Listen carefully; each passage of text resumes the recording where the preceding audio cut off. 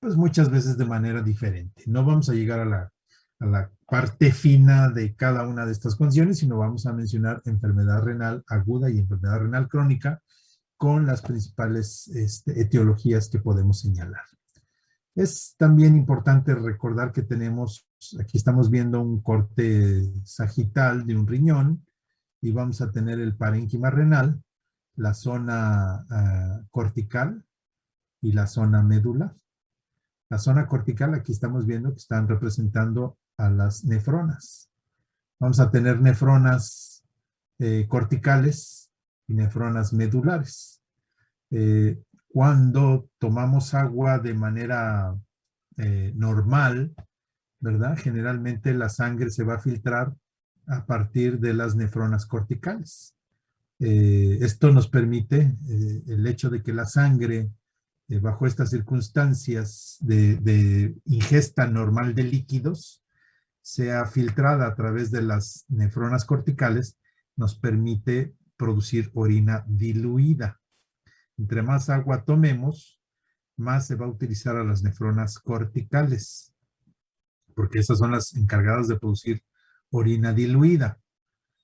Cuando dejamos de tomar agua porque no hay suficiente agua, porque no estamos en un lugar donde podamos tomar agua ad libitum, vamos a utilizar, la sangre se va a filtrar, o sea, se va a desviar hacia las nefronas medulares. Ahorita vamos a ver más adelante por qué, pero las nefronas medulares son las que nos ayudan a producir orina concentrada. Cuando estamos produciendo orina concentrada, quiere decir que estamos en un proceso de deshidratación y estamos tratando de almacenar, de ahorrar la mayor cantidad de agua posible, ¿verdad? Entonces, constante vamos a estar en esa situación, desviando la sangre hacia cortical si estamos tomando agua y desviando la sangre hacia medular si no estamos tomando agua y necesitamos producir orina concentrada. Entonces, la situación es que esta arteria renal viene directamente de la arteria aorta y después vamos a tener las interlobulillares, las arterias interlobulillares que van a llevar la sangre a filtrar cortical, ya mencioné bajo qué características, o a filtrar medular, ya mencioné bajo qué características. Una vez que la orina ha sido filtrada, pues va a correr a través de los túbulos, perdón, que la sangre ha sido filtrada, vamos a tener lo que se llama líquido de ultrafiltrado glomerular, que es el precursor de la orina, y se va a modificar a su paso por los túbulo contorneado proximal, por el asa de Henle y el túbulo contorneado distal, hasta que finalmente, ya habiendo sido modificado por estas estructuras, ese ultrafiltrado glomerular se convierte en lo que conocemos como orina. Y gota a gota va a ir llenando a la vejiga. Entonces aquí estamos viendo estas nefronas. Si vean estas nefronas corticales, tienen túbulos contorneados cortos. Y las nefronas medulares tienen túbulos contorneados largos. La médula renal, ¿sí? Tiene grandes cantidades de urea. La urea tiene una gran capacidad osmótica, entonces la médula renal es hiperosmótica. Entonces, por eso, cuando la orina, cuando el filtrado glomerular pasa a esta zona, el agua que va en este ultrafiltrado glomerular es desviada hacia la médula para ser recaptada, ¿verdad? Mientras que en esta zona, pues al no penetrar profundamente a la médula, pues se recupera menos agua y por lo tanto se produce orina diluida. Hay gradientes de osmolaridad. Entre más profundo hagamos la medición, vamos a tener más urea. Por eso los riñones, los riñones como tejido, si abrimos un riñón va a oler a orina. ¿Por qué? Porque tiene una gran cantidad de urea. ¿Ok? Entonces necesitamos, para poder filtrar la sangre, producir ultrafiltrado glomerular y que finalmente se produzca la orina y sea eliminada, necesitamos que haya perfusión sanguínea suficiente. O sea, si el corazón falla, la filtración falla. Si el corazón, o mejor dicho, si la presión arterial baja, ya sea por hemorragia, ya sea por deshidratación, va a disminuir la filtración renal, ¿sí? Entonces vamos a tener problemas diversos. Todo lo que suceda desde el punto de vista urinario en la zona que le corresponde al corazón y a la presión van a ser causas prerrenales. Pudiésemos decir que desde el punto de vista urinario, un perro o un gato que tiene problemas prerrenales, estoy refiriendo obviamente alteraciones en la formación de orina, tiene mejor pronóstico, y repito, me estoy refiriendo desde el punto de vista renal, tiene mejor pronóstico que los problemas renales. ¿Por qué? ¿Qué quiere decir? Que si tengo un paciente deshidratado que ha dejado de filtrar por esta deshidratación, en cuanto lo hidrate, siempre y cuando esté dentro de los tiempos adecuados de recuperación del tejido renal, va a recuperar la funcionalidad al 100%. Si tengo un paciente que tiene alteraciones cardíacas y por eso está teniendo problemas para filtrar, desde el punto de vista renal tiene muy buen pronóstico. ¿Por qué? Porque en cuanto recupere al corazón, voy a recuperar la filtración. ¿Ok? Todo lo que suceda en el riñón se va a llamar, van a ser causas renales. ¿Sí? Y obviamente desde el punto de vista renal tienen peor pronóstico, porque si tengo a un perro que por leptospirosis que dañó al riñón ha alterado su filtración, pues va a depender de la recuperación de ese tejido renal, la recuperación de la funcionalidad. Entonces recuerden, causas prerrenales, todo lo que suceda antes del riñón, y vamos a tener recuperación de la funcionalidad renal si recuperamos lo que está ocasionando esta falta de filtración o disminución en la filtración. Causas renales, todo lo que afecte al riñón. Su pronóstico desde el punto de vista renal, ¿verdad? Porque me pueden decir, bueno, si tengo un corazón mal, ¿cómo puede decir que tenga mejor pronóstico? No, lo estoy diciendo desde el punto de vista renal, ¿sí? Y todo lo que sea después del riñón, o sea, ya desde aquí, ya es postrenal.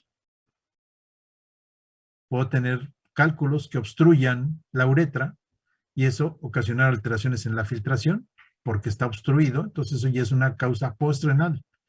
Si logro eliminar esa obstrucción, mi riñón va a volver a funcionar bien. Entonces, causas prerrenales y postrenales desde el punto de vista renal tienen mejor pronóstico que las causas renales.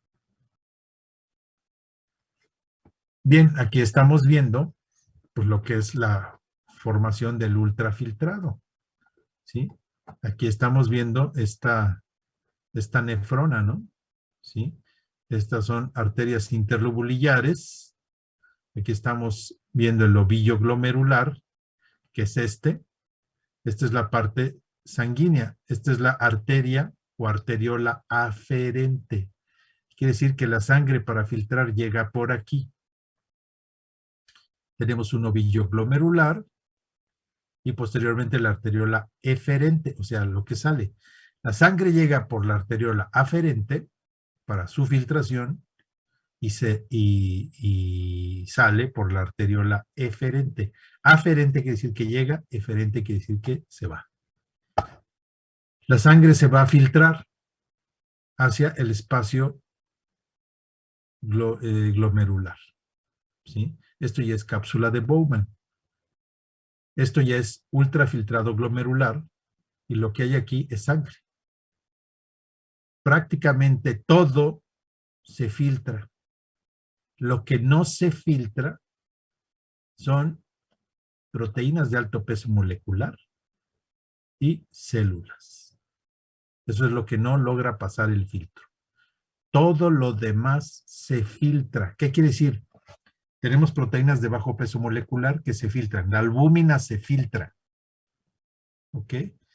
La glucosa se filtra. Aminoácidos, vitaminas, todo se filtra. Obviamente la urea, la creatinina, hormonas que hayan sido desactivadas y que las hayan convertido en hidrosolubles a través del manejo hepático. La bilirrubina conjugada hidrosoluble también se llegase a filtrar. En fin, todo se filtra, excepto proteínas de alto peso molecular, que son las globulinas, esas no pasan el filtro, ni las células. ¿Qué células? glóbulos rojos, plaquetas, esas no logran pasar el filtro. Todo lo demás es filtrado. ¿Ok? Bueno, ¿y qué pasa? Si estoy diciendo que pasa la glucosa, entonces debería pensar que la glucosuria es normal. No, no es normal. No debemos encontrar glucosa en términos generales en la orina. ¿Qué pasa? Pues que es reabsorbida. La glucosa pasa el filtro y se reabsorbe principalmente en el túbulo contorneado proximal. La albúmina. Entonces quiere decir que la proteinuria es normal. No, no es normal. Necesitamos reabsorber la albúmina. ¿Dónde lo vamos a hacer? Principalmente en el túbulo contorneado proximal. Los aminoácidos se van a reabsorber. Las vitaminas se van a reabsorber. La urea se reabsorbe. ¿Ok? La creatinina no se absorbe. Entonces, tenemos un constante filtro de sustancias que algunas son eliminadas como fueron filtradas y otras son reabsorbidas y recuperadas casi en la totalidad. Entonces, ¿por qué encontramos glucosuria? Bueno, pues es anormal encontrar glucosuria. Quiere decir que tenemos un exceso de glucosa en la sangre. O sea, no es el dato preciso, pero voy a poner un ejemplo. Si en la sangre no sobrepasamos de 200 moléculas de glucosa y filtramos 200, el riñón tiene capacidad de recuperar 200 moléculas de glucosa en el túbulo contorneado, entonces, por minuto, entonces no vamos a encontrar glucosuria. Pero si el perro o el gato tienen diabetes y tienen, en vez de 200, tienen 300 moléculas de glucosa en la sangre, filtran 300, recuperan 200 y vamos a encontrar 100 en la sangre. Y eso es lo que nos va a dar la glucosuria. Entonces, la glucosuria nos indica que hay algo anormal. Podemos tener glucosurias transitorias en situaciones de actividad física extenuante, por ejemplo, en ocasiones si se consume mucha glucosa y tenemos hiperglucemia transitoria, puede suceder, pero vamos a encontrar glucosuria cuando tenemos glucosa, una glucemia elevada sostenida. Igual proteinuria. La proteína no debemos perderla, debemos recuperarla. Entonces, nuevamente, aquí no es que haya bueno, puede ser exceso de proteína, ¿sí? Pero generalmente lo que sucede es que hay alguna alteración a nivel tubular que impide que se recupere la totalidad de la proteína. Entonces vamos a tener proteinuria. La proteinuria puede indicarnos alteración renal. ¿Okay? Más adelante platicaremos más de esto de la proteinuria y de la glucosuria, pero por lo pronto lo que quiero que les quede perfectamente claro es que el del filtro renal pasa todo excepto proteínas de alto peso molecular, como son las globulinas y células. Glóbulos rojos, plaquetas, glóbulos blancos libres no pueden pasar el filtro renal. ¿Alguna duda o comentario que tengan? No, doctor. No, doctor. ¿Les quedó claro? Aquí estamos viendo qué es lo que sucede, ¿no? Aquí llegaría la sangre, arteria aferente, filtra todo. Entonces, de este lado, ¿qué vamos a tener? Glucosa, aminoácidos, urea, creatinina, proteínas, etc. O sea, la sangre por aquí, lo que va a llevar principalmente van a ser plaquetas, eritrocitos, glóbulos rojos, obviamente el agua que no ha sido filtrada, etc. Pero todo va a ser reabsorbido, ¿sí? Ya sea por ósmosis, por transporte activo, por difusión. Estamos viendo principalmente que en el túbulo contorneado proximal vamos a tener la reabsorción principalmente por transporte activo, tanto de glucosa como de proteínas, aunque también lo vamos a tener en el túbulo contorneado proximal. En el asa de Henle vamos a tener principalmente una condición osmótica. Ya hablamos de la urea, vean aquí tenemos la urea.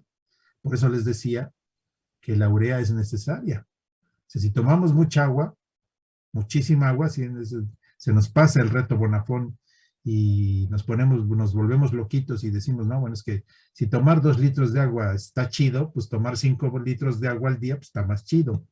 Pues no, ¿verdad? ¿Por qué? Porque vamos a tener un exceso de pérdida de urea, y entonces estos individuos van a tener lo que se llama un enjuague,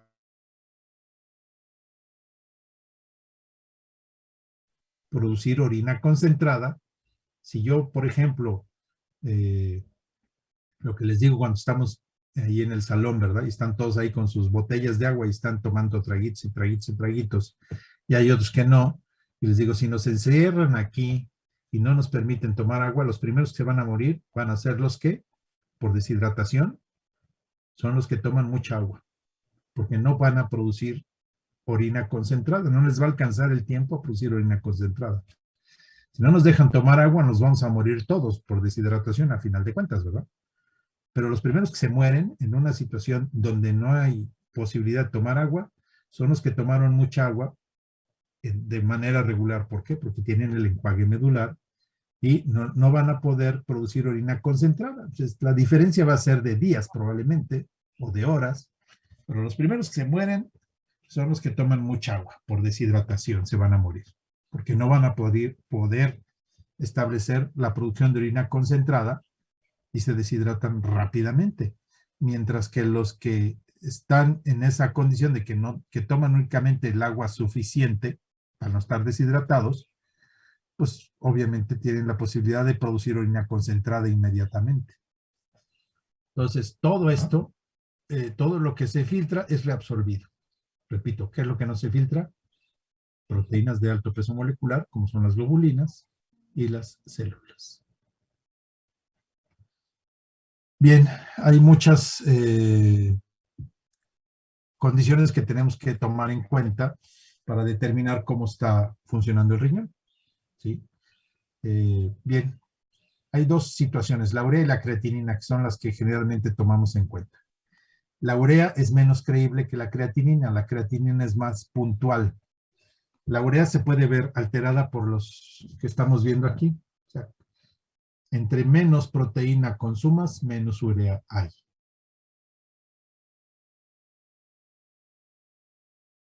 Rica más, una dieta más proteica tiene más urea. O sea, un perro argentino que consume carne todos los días, o lo que sobra de la carne que consumen los argentinos, pues tiene más urea. Eso no quiere decir que esté enfermo, simple y sencillamente trabaja con niveles un poco más altos de urea, ¿verdad? Y también vamos a tener un incremento de urea postprandialmente. Y de aquí nuevamente, la urea es tóxica, ya sabemos que viene del metabolismo del amoníaco. O sea, un perro, un gato, un humano que ingiere proteínas, esas proteínas van a ser alguna porción proteica de las que son digeridas, es atacada por las bacterias intestinales y va a producir amoníaco. Ese amoníaco es reabsorbido por el intestino. Y en el hígado, por el ciclo de la urea, ese amoníaco se convierte en urea. La urea es eliminada a través del riñón, pero va a ser reabsorbida, aquí estamos viendo, una parte de la urea es reabsorbida. Y así como se absorbe la urea, se absorbe agua.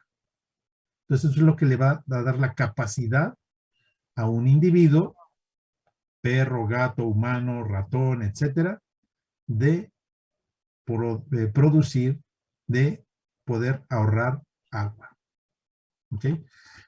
Incluso, por ejemplo, puede haber daño hepático. Vamos a tener incremento de amoníaco y disminución de urea. Y no sé si recuerdan por ahí, uno de los signos de alteración hepática, no muy consistente, pero puede ser, es la poliuria. ¿Por qué? Pues porque no hay urea y no puedes producir orina concentrada. Entonces, al haber poliuria, te deshidratas, se concentra la sangre y eso es detectado por el cerebro, por lo tanto se desencadena la sensación de sed, la polidipsia. Entonces, la urea, a pesar de que siempre estamos midiendo la urea en el perfil renal, se puede ver alterada, ¿no? Si el perro no come muchas proteínas, también si estamos administrando algunos antimicrobianos que alteren las bacterias intestinales, puede haber disminución de urea. Si el hígado está afectado, por ahí tiene alguien su micrófono abierto, que le cierre para no, de pronto no escuchar cosas que no debemos, ¿verdad? Como la, síndico esa que dijo, tráeme mi calzón para vestirme y cierra la ventana porque me está entrando frío. Entonces ahí mejor cierren su micrófono para no escuchar cosas que no debemos. Entonces, ¿les queda claro alguna pregunta sobre urea? Y por eso es muy importante tenerla en cuenta en pacientes que tienen enfermedad renal. Las dietas tienen que ser restringidas en proteína. ¿Por qué? Por la urea. No queremos tener exceso de urea en la sangre. ¿Ok? De urea y creatinina, ¿quién es más creíble? La creatinina. O sea, las alteraciones son marginales.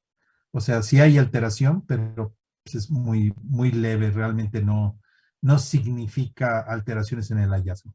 La creatinina es un resultado final del metabolismo de la fosfocreatina muscular. Entonces, a pesar de que tengamos razas muy musculosas, por ejemplo, un pitbull, pues no tiene mucha más creatinina que un chihuahueño. O sea, podemos establecer niveles de funcionalidad, ¿no? De urea y de creatinina.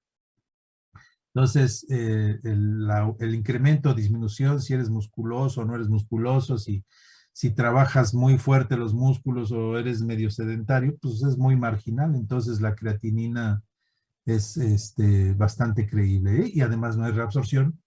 La urea, pues ya vimos que puede estar alterada por las proteínas que ingirió nuestro paciente, por el tipo o si está recibiendo algo que pueda alterar las bacterias intestinales, por enfermedad.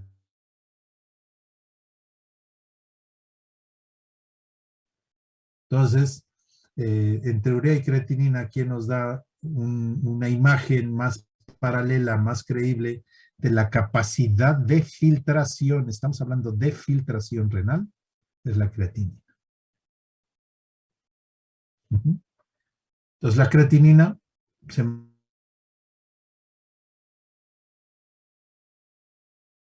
tal cual, no hay reabsorción de creatinina y de hecho se utiliza la filtración de creatinina para estimar la capacidad de filtración renal.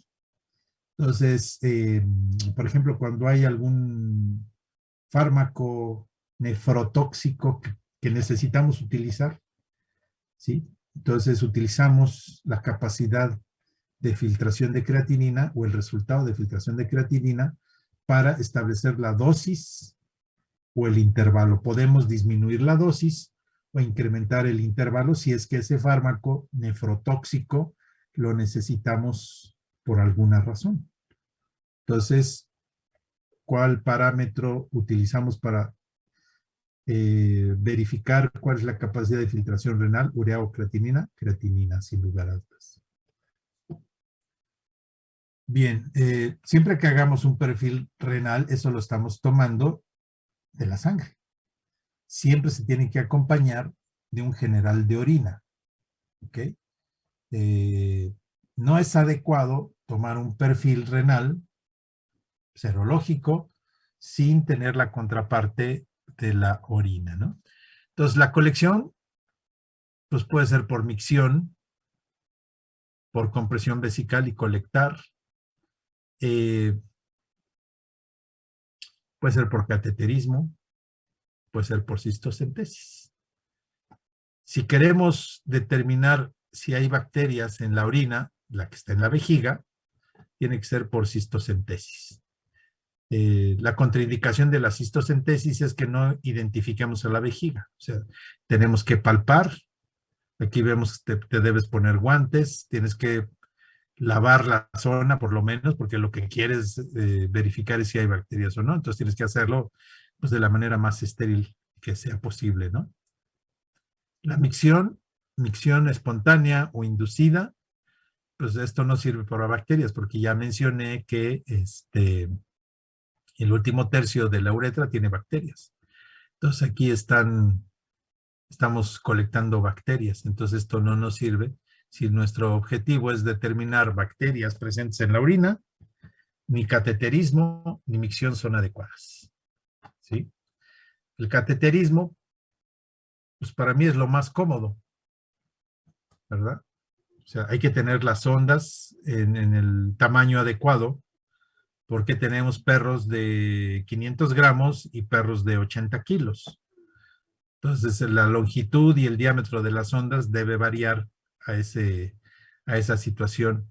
Hay que esterilizarlas, pero ya sabemos que vamos a tener bacterias aquí y que al momento de llevar este catéter, esta sonda, hacia la vejiga, vamos a arrastrar bacterias que están en la parte, en el tercio externo de la uretra y las vamos a llevar a la vejiga. No vamos a ocasionar cistitis bacteriana. ¿Sí? El inóculo bacteriano es marginal, es insignificante y no ocasiona problemas, ¿no? En el hospital, ahí en los últimos años, no sé por qué les ha dado colectar por micción. Yo les he preguntado a los de bacteriología, perdón, a los de patología clínica, si ellos dieron la instrucción de que tenía que ser por micción espontánea. No, me han dicho que no.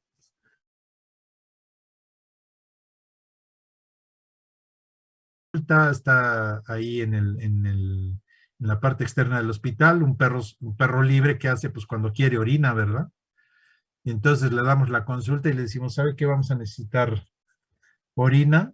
Entonces ahora tiene usted que esperarse a que el perro pues, le dé ganas de orinar y andan por ahí, a lo mejor, no sé si cuando ustedes entraron todavía, pues había pacientes y de pronto vemos a los propietarios ahí con un vasito persiguiendo a los perros. Para mí es mucho más efectivo pues, un cateterismo, ¿sí? O una cistocentesis. ¿Ok? ¿Alguna duda o comentario? No, ¿No? doctor. Bueno. Bien, en el examen general de orina, ¿qué vamos a ver? Vamos a mencionar cosas así muy superficiales, ¿no? Se supone que esto ya lo ven en patología clínica o lo vieron. Entonces, obviamente nos interesa propiedades físicas. Pues la orina tiene que tener un color característico, debe ser color ámbar, debe ser totalmente translúcida. Si encontramos sangre, ¿sí? O hemoglobina, pues ya se verá, tendrá efecto en la coloración. Si encontramos una cantidad excesiva de bacterias, pues se verá que su translucidez se ha perdido, ¿verdad? Se verá más consistente. También vamos a ver propiedades químicas. Ajá. Las propiedades químicas, pues obviamente van a determinar, por ejemplo, si tenemos bacterias desdobladoras de amoníaco, el olor de la orina es mucho más ofensivo. La orina debe tener un olor característico dentro de esa propiedad física. Debe oler a orina, pero no debe ser tan molesto. Las bacterias, la presencia de bacterias, sobre todo las que desdoblan a la urea y la convierten en amoníaco, se va a convertir en amoníaco, sino en el pelo, en lo que ha orinado, el paciente va a ocasionar olor y eso es dentro de las propiedades físicas de la orina, ¿no? Dentro de las propiedades ya químicas, pues la gravedad específica, esto es comparar la orina con agua destilada, verificando los solutos. Entonces, el rango de producción de orina es de 1.0 a 1.080. La gravedad específica, esta es la cantidad de solutos, pues nos indicará en el perro 1.030 a 1.045. Si el perro toma más agua, la gravedad específica tiende a bajar.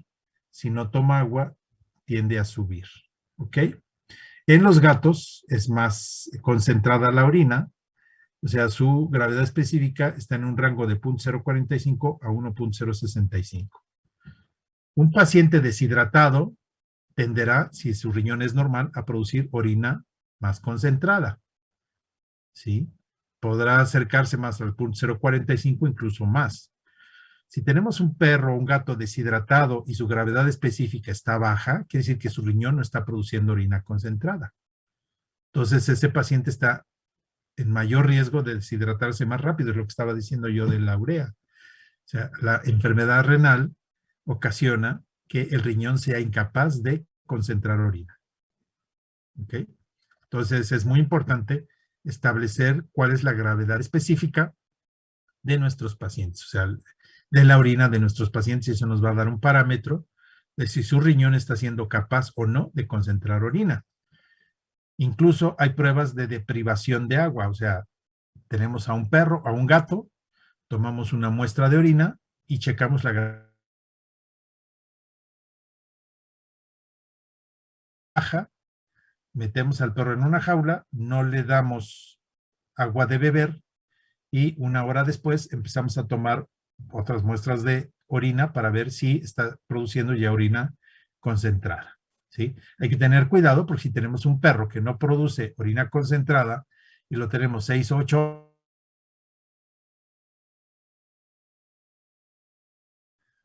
orina que está jalando agua de los tejidos para poder eliminarse como orina, o sea, porque es incapaz de concentrar la orina. Un perro, un gato, un humano, entre más deshidratado esté, entre menos agua tome, debe producir orina más concentrada. ¿Y qué es lo que estamos midiendo ahí? Pues estamos midiendo pues lo que encontremos, ¿no? ¿Qué solutos? Bueno, pues urea, creatinina, células de descamación, bacterias, etcétera. Todo eso se va a tomar como gravedad específica. Entonces, por ejemplo, hay que tener mucho cuidado. Si tenemos un perro deshidratado y tomamos la gravedad específica y está alta, pero tiene mucho sedimento, o sea, a lo mejor el sedimento me está diciendo que es una gravedad específica alta. Entonces, tenemos que ser muy cautelosos y darle una estimación, una interpretación adecuada a la presencia de sedimento y de tal manera que no nos esté estableciendo ahí que la gravedad específica es normal.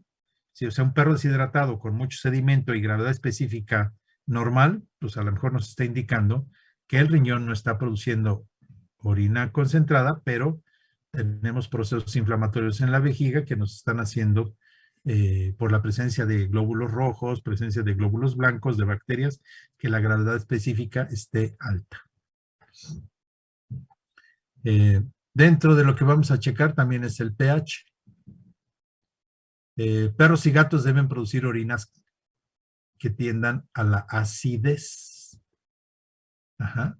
El pH varía con la dieta, pero es a la larga es un reflejo del balance ácido-básico. O sea, si tenemos un paciente acidótico, su orina tiene que estar más ácida, ¿sí? Entonces, a pesar de que esto esté alterado por la dieta, o sea, si un perro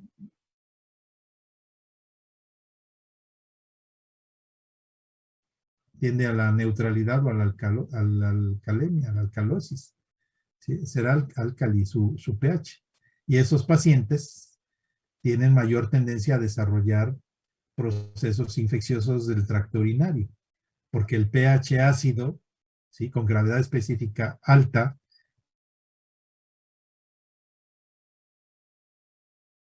defensa contra las bacterias que viven normalmente en el último tercio de la uretra, pero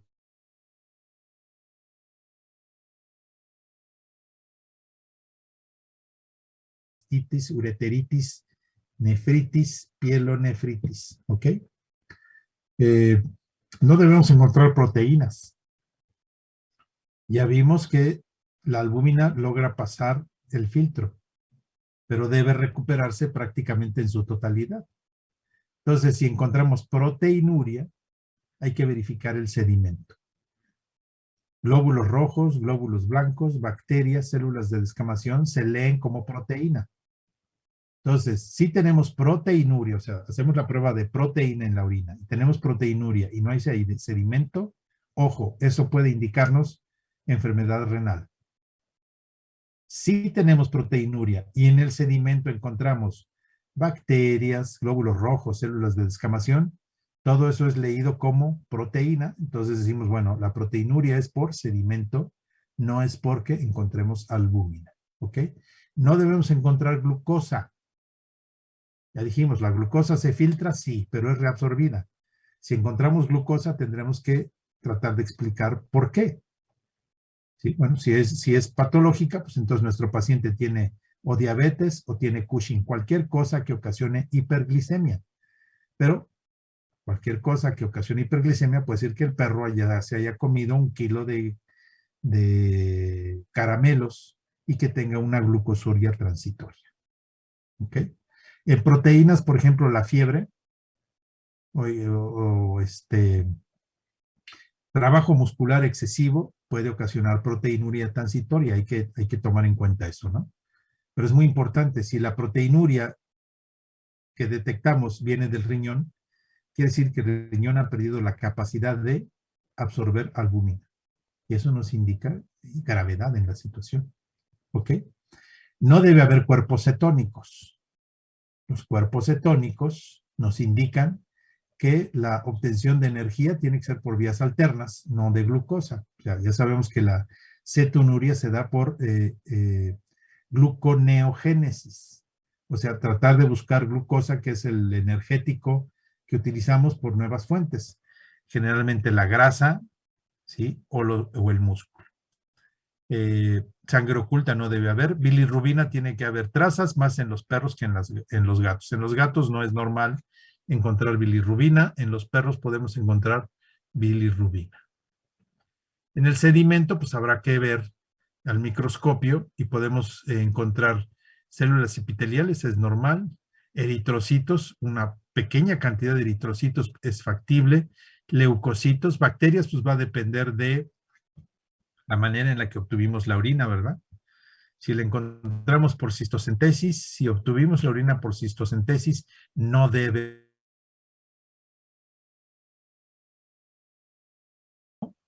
Tiene que haber mínimo de bacterias.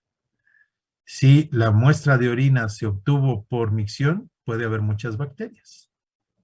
Puede haber grasa, puede haber cristales, va a depender, la presencia de cristales va a depender muchas veces, como lo vamos a ver más adelante, de la dieta del sujeto. O sea, los cristales lo único que nos está indicando muchas veces es que hay una sobresaturación de algún componente, ¿sí? Por ejemplo, aquí estamos viendo, ¿no? Si hay cristales de oxalato de calcio, pues a lo mejor estamos tomando agua de pozo que tiene gran cantidad de oxalato de calcio, ¿sí? Eh, de cristales de urato sódico también, pero hay otros que ya nos indican cierta normalidad, ¿no? Los de urato, los cristales de urato, pues nos indica que no estamos eliminando o que estamos enfrentando un perro que tiene problemas en la transformación del ácido úrico en alantoína, por ejemplo, ¿sí? Aquí estamos viendo otros, bueno, aquí dicen estos cristales los vamos a encontrar principalmente en orina ácida, que sería lo normal en perros y gatos. Estos en orina alcalina, pero los cristales de urato de amonio pueden estar presentes en orina ácida, pero nos indicarían alteraciones en el metabolismo del ácido úrico y que estamos encontrando estos cristales de urato. Entonces, pues estos son características de evaluación del sedimento, ¿no? Si encontramos cilindros, pues quiere decir que todo lo que produce cilindruria, incluso algunos de estos cilindros pues tienen las formas de dónde se están produciendo, ¿no? En los túbulos eh, en los túbulos, por ejemplo. Entonces todo esto se está formando en los túbulos, estos cilindros. Nos indica que hay un exceso de ese componente. ¿Qué tan grave es o qué signología tenemos? Eso es lo que tenemos que conjuntar la información. Bien. ¿Qué horas tienen? Porque no tengo mi reloj por aquí. 8:52. 8:52. Bueno, yo creo que le dejamos aquí para no dejar empezada esta situación. Entonces, ¿alguna duda que tengan de lo que vimos ahorita de urinario? ¿No? Yo solo me confundí con lo de las nefronas medulares y corticales. ¿Cuáles eran las que hacían la orina diluida y concentrada. Las que tienen túbulos largos, que son las medulares, son las que producen la orina concentrada. ¿Sí? Aquí, por ejemplo, recuerda que en el parénquima renal tenemos urea. La urea tiene mucho poder osmótico. Entonces, recuerda que los líquidos van de una zona de mayor concentración a una zona de menor concentración, o por el equilibrio osmótico. Entonces, como tenemos hiperosmolaridad en la médula, el agua que viene dentro de estos túbulos que fue filtrada va a pasar del túbulo al parénquima y de ahí va a pasar al torrente circulatorio nuevamente. ¿Ok? Entonces, las nefronas medulares, las que están más cerca de la médula, son las que van a producir orina concentrada. Cuando el paciente no puede tomar agua, por ejemplo, cuando no tiene agua a disposición, pues inmediatamente la sangre se empieza a filtrar por las nefronas medulares.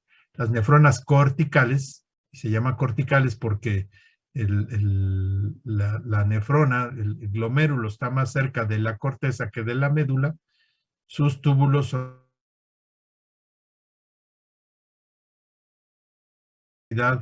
de transportar agua del interior del túbulo hacia el parénquima es menor. Entonces, si estás tomando mucha agua y no requieres producir orina concentrada, y por el contrario, tienes que eliminar agua para que no se te retenga y te empieces a producir edemas y cosas de ese tipo, la sangre...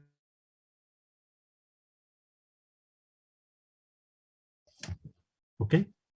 Ok, muchas gracias.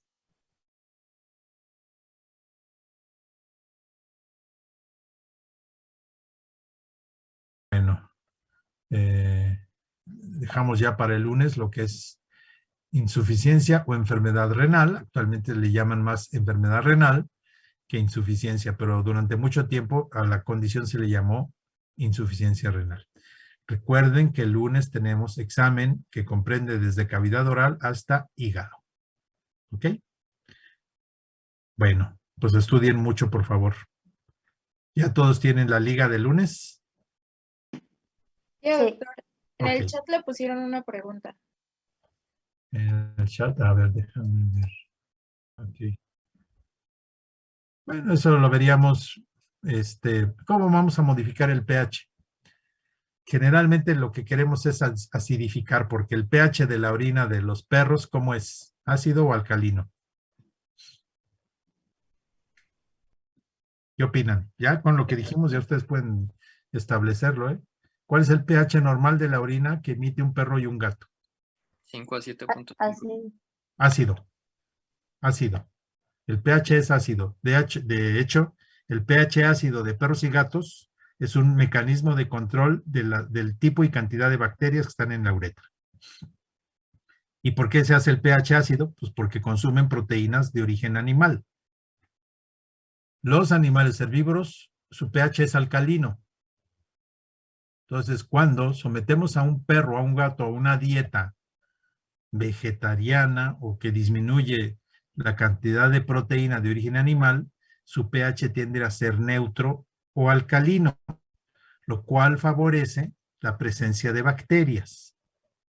Entonces, si queremos modificar el pH de la orina, la mayor parte de las ocasiones es para producir un pH ácido. ¿Cómo podemos acidificar? Administrando vitamina C.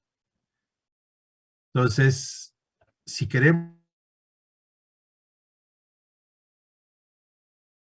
y no podemos administrar una dieta rica en proteínas porque están convalecientes de alguna condición que requiere restricción de proteínas, pues entonces damos vitamina C. Hay que verificar.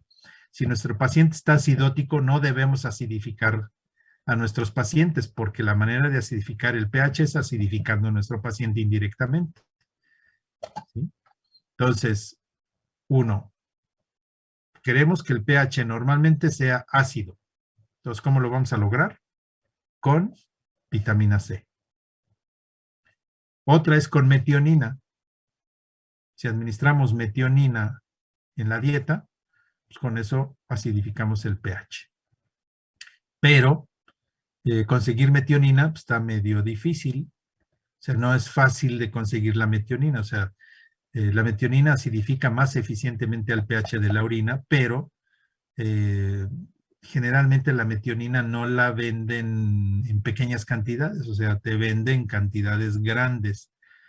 Y pues a lo mejor con los compañeros que formulan dietas para aves, ¿no? Que ellos si utilizan esto, decirle, oye, pues véndeme 1 kilo de metionina y eso te va a alcanzar para toda tu vida de veterinario. Entonces es muy eficiente con vitamina C. ¿Ok? Bueno, quien preguntó la acidificación quedó satisfecho con la contestación. ¿O no? No, dice que sí. Bueno, entonces nos vemos el lunes. Nos vemos, Hasta luego, gracias. doctor. Bye. Gracias. Hasta luego.